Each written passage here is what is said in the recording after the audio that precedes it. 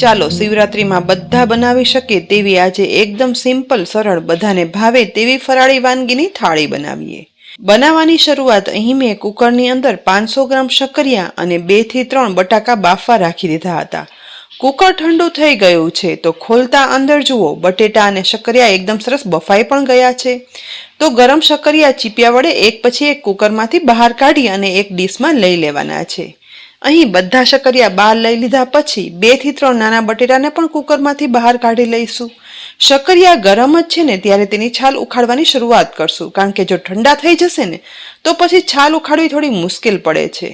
ધીમે ધીમે કરી ઇઝીલી બધી છાલ ઉખડી જાય ને એ પછી એક ડીશમાં રાખી દઈશું અને ઠંડા થવા દેવાના છે।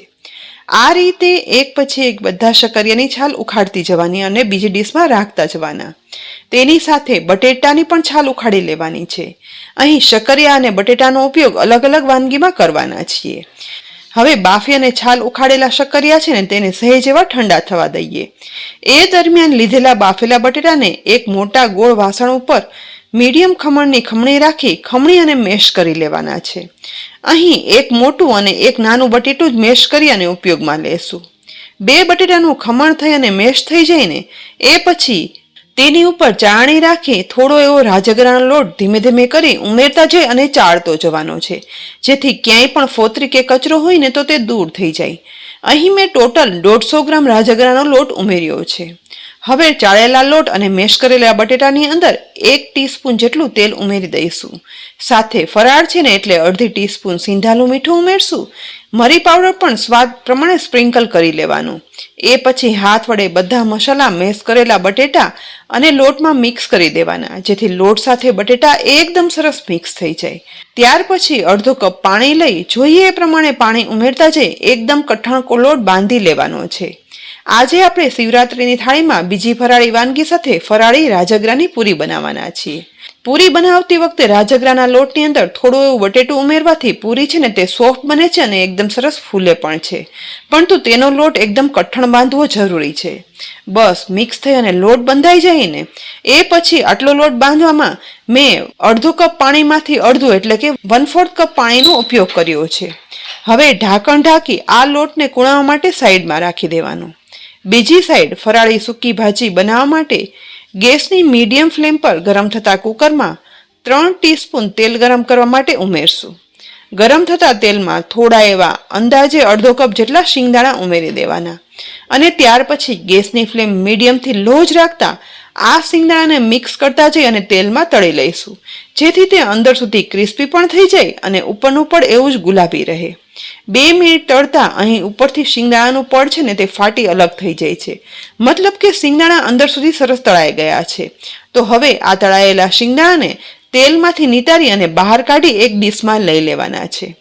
બધા શિંગદાણા બહાર કાઢી લીધા પછી બાકી રહેલા તેલની અંદર જ અડધો ટીસ્પૂન જીરું, અડધી ટીસ્પૂન સફેદ તલ અને અડધું સૂકું લાલ મરચું ઉમેરી વઘારમાં મિક્સ કરતા જઈ તુરંત જ જીરું અને તેલ ફૂટી વઘારમાં તેની સુગંધ આવવા લાગે ને એટલે આ સમયે તીખાશ પસંદ હોય ને એ પ્રમાણે લીલા મરચાના ટુકડા ઉમેરશું। સાથે અડધી ટીસ્પૂન જેટલી આદુની પેસ્ટ પણ ઉમેરી દેવાની છે। તેલમાં બંનેને સહેજ એવું મિક્સ કરશું, જેથી આદુ મરચાની ફ્લેવર છે ને તે વઘારમાં એકદમ સરસ બેસી જાય। એ પછી 2 મીડિયમ સાઇઝના બટેટાને આવી રીતે મીડિયમથી નાના ટુકડામાં સમારી અને પાણીમાં રાખ્યા હતા। તો પાણીમાંથી નિતારી આ બટેટાના ટુકડાને કુકરમાં વઘારતા જવાના છે। બટેટાના ટુકડા બધા ઉમેરાઈ જાય ને એ પછી અડધી ટીસ્પૂન સિંધાલું મીઠું અને સાથે થોડો એવો મરી પાવડર સ્પ્રિંકલ કરી લેવાનો છે। અહીં જો તમે હળદર અને લાલ મરચું પાવડર ફરાળમાં ખાતા હો ને તો ઉમેરવાનું। બસ હવે વધારે કંઈ જ ના ઉમેરતા ચમચા વડે બધું મિક્સ કરી લેવાનું છે, જેથી ઉમેરેલું મીઠું અને મરી પાવડર સતરાતા બટેટામાં ભળી જાય। ત્યાર પછી ટેબલ સ્પૂન પ્રમાણે એક પછી એક એમ ફક્ત 2 ટેબલ સ્પૂન પાણી જ આ બટેટાની અંદર ઉમેરવાનું છે। આજે આપણે કાચા બટેટાની સૂકી ભાજી કુકરમાં બનાવીએ છીએ, જે ખૂબ જલ્દી બની જાય છે અને બહુ જ ઓછા પાણીમાં છૂટી પણ બને છે।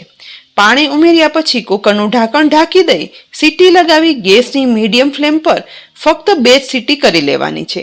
બીજી સાઈડ બાફી અને છાલ ઉતારેલા શક્કરિયા પણ ઠંડા થઈ ગયા છે। મેં અહીં એક ઊંડું વાસણ અને તેની ઉપર મોટું ખમણ થાય ને તેવી ખમણી લીધી છે। બાફેલા શક્કરિયામાંથી એક શક્કરિયાને લઈ અને ખમણીમાં ખમણ કરી સ્મૂથ ખમણ બનાવી લેવાનું છે, જેથી તેના રેસા છે ને તે અલગ થઈ જાય. અહીં જો ખમણી ના વાપરવી હોય ને તો હોલવાળી જાળી અથવા તો મોટા કાણાવાળી ગળણી હોય ને તો તે વાપરી શકાય. પરંતુ આ રીતે ખમણ કરવાનું કારણ એ જ છે કે શક્કરિયા મેશ થઈ જાય અને આપણને રેસા વગરનું શક્કરિયાનો સ્મૂથ પલ્પ મળે. અહીં શક્કરિયો ખમણાઈ ગયા પછી થોડો રેસા રહ્યા છે ને તેને અલગ કાઢી લઈશું. બધા શક્કરિયા ખમણી અને મેશ થઈ ગયા પછી સાઈડમાં રાખી દઈએ અને ચોપર સ્ટેન્ડ પર 10 થી 12 કાજુ લઈશું. એ જ રીતે 10 થી 12 નંગ બદામ લેવાની છે અને ત્યાર પછી ચપ્પુ વડે આ બદામને આ રીતે ઊભા અથવા આડા જેવા પસંદ હોય ને તેવા ટુકડા કરી લેવાના. બદામના ટુકડા કર્યા પછી એ જ રીતે કાજુના પણ નાના મોટા ટુકડા કરી લઈશું. અહીં કાજુ બદામના નાના મોટા ટુકડા થઈ જાય ને એટલે આપણે શક્કરિયાની મીઠી વાનગી બનાવવાની શરૂઆત કરીએ ને એ પહેલા બીજી સાઈડ શાકનું કુકર ઠંડુ થઈ ગયું છે. ઢાંકણ ખોલતા અહીં જોઈ શકાય છે કે બટેટાની સૂકી ભાજી સરસ બફાઈ ગઈ છે. એક બટેટાને પ્રેસ કરતા તે એકદમ બફાઈ અને સોફ્ટ થઈ ગયું છે. પાણી પણ એકદમ માપનું રહ્યું છે, જેથી સૂકી ભાજી છૂટી બની છે. હવે ફરીથી ગેસની ફ્લેમ ચાલુ કરી મીડિયમ ટુ લો ફ્લેમ પર સૂકી ભાજીની અંદર 1 ટીસ્પૂન જેટલી ખાંડ ઉમેરી દઈશું.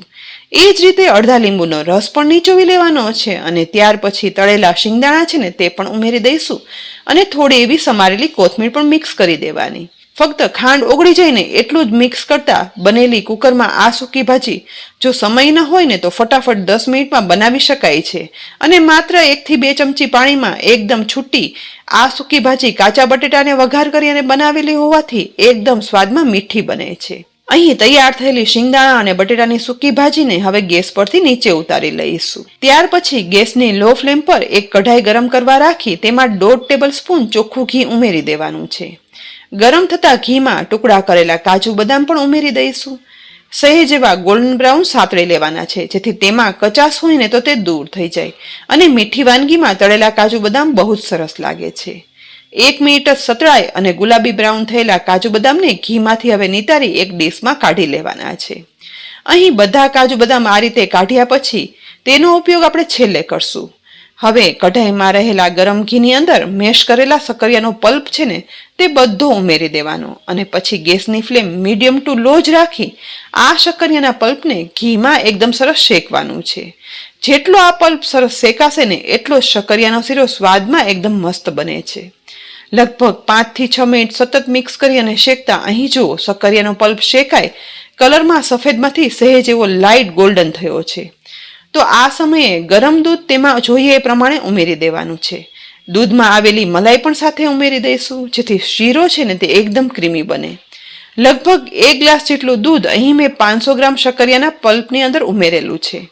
સાથે સાથે તેમાં 3 ટેબલ સ્પૂન જેટલી ખાંડ ઉમેરશું. શક્કરિયા સ્વાદમાં મીઠાશ પડતા જ હોય છે, માટે સાકર ઘરમાં જે રીતે ખવાતી હોય ને તે પ્રમાણે વધારે કે ઓછી ઉમેરવાની.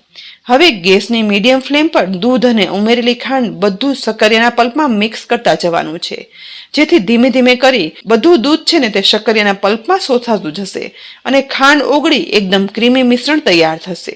લગભગ 2 થી 3 મિનિટ મિક્સ કરવાથી એકદમ ક્રીમી શીરો બની અને તૈયાર થયો છે.